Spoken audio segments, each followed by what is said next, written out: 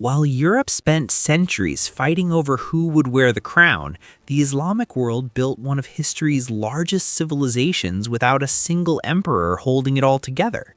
No one ruler controlled the entire Islamic world after the first few decades. And yet, for over 1,000 years, millions of people from Spain to Indonesia shared the same language for scholarship, the same legal systems, the same architectural styles, and the same sense of belonging to something greater than their local kingdom. How does that even work? When most empires expand, they need a strong center. Rome needed its emperors, China needed its dynasties, the Mongols needed their great khans. Take away that center and the empire collapses. But the Islamic world did something different. It shattered politically again and again, and yet the civilization itself kept growing stronger. Here's what happened. In the beginning, there was unity. The early caliphs ruled from a single capital, first in Medina, then Damascus, then Baghdad. For the first century after Prophet Muhammad's death, you could argue there was something like a central authority, but that didn't last. By the mid-700s, the Islamic world split. One caliph ruled from Baghdad, another declared himself caliph in Spain. Then Egypt got its own leaders, then Persia, then North Africa. Within 200 years, the political map was a patchwork of rival dynasties, sultanates, and emirates, many of them fighting each other. No one controlled the whole thing. And yet, if you traveled from Cordoba to Samarkand during this time, you would recognize the same world everywhere you went. Now think about this. If no emperor held it together, what did? The answer is a system that didn't depend on a throne.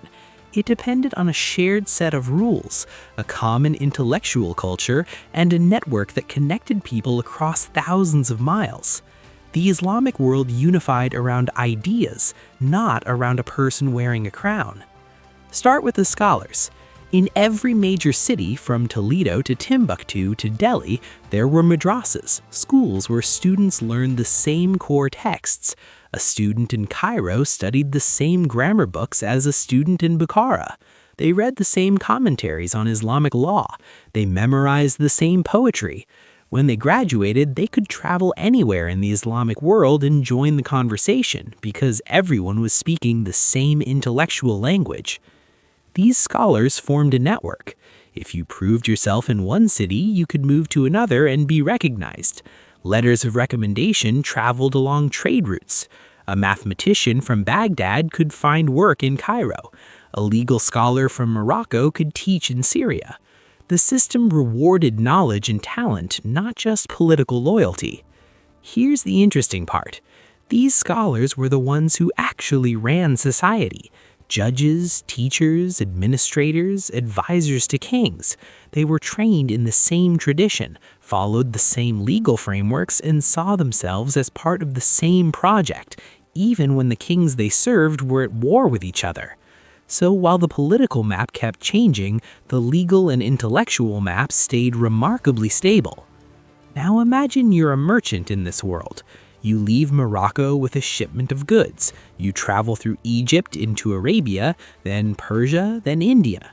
You're crossing multiple kingdoms, each with its own sultan or emir. But in every major city, you find the same thing: a judge who applies Islamic commercial law. Contracts are written the same way, disputes are settled using the same principles. You can do business anywhere because the legal infrastructure is universal. This is where it gets strange. The Islamic world didn't need political unity because it had legal and cultural unity, and that turned out to be much more durable. Kings come and go, dynasties rise and fall, but a shared system of law, a common language for scholarship, and a network of trade and learning, those things can survive political chaos. But here's what most people miss. This wasn't accidental. It was designed this way from the beginning. Islamic law, or Sharia, was never meant to be enforced by a single ruler. It was developed by independent scholars, debated in academies, and applied by judges who were supposed to be free from political pressure. The law stood above the king.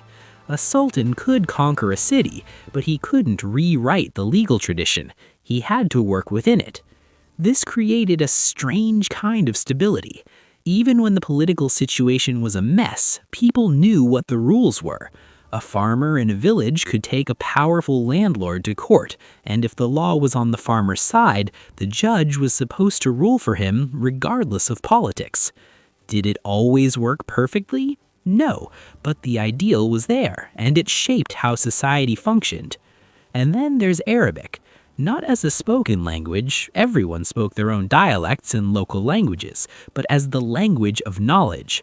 Whether you were in Persia, Central Asia, India, or North Africa, if you wanted to study medicine, astronomy, philosophy, or law, you learned Arabic. It became the Latin of the Islamic world. A scientist in Cordoba could read the work of a scientist in Baghdad without translation. Ideas moved freely across borders because the intellectual currency was the same everywhere. This is why the Islamic Golden Age happened during political fragmentation, not despite it. You didn't need a single emperor funding everything. Every regional court wanted to attract the best scholars and scientists to boost its prestige. Competing kingdoms meant competing centers of learning. A mathematician could play them off each other, moving to whoever offered the best library or the most generous patron. So the system didn't collapse when the Caliphate broke apart. It expanded. Now think about what this means. Most civilizations we study are tied to a state.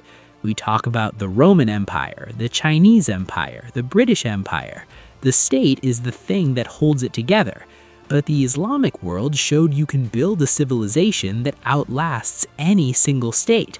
The Abbasid Caliphate collapsed, the Ottomans eventually fell, but the civilization itself continued because it wasn't dependent on any one political structure. And this changes how we should think about power.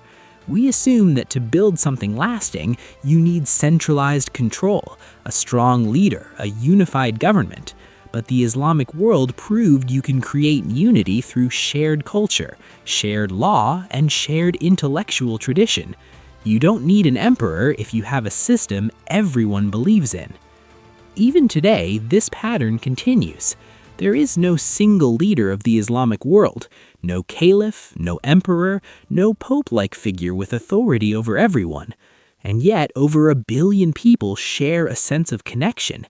They face the same direction in prayer, they follow similar legal and ethical principles, they reference the same foundational texts.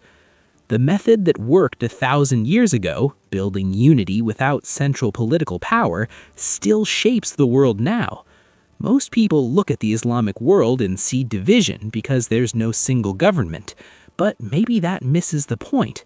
Maybe the lesson is that some kinds of unity don't need an emperor at all. If this video changed how you see civilization and power, the next one waiting for you is going to blow your mind even more. Thanks for watching. Like, share, and subscribe to keep watching. Media Point.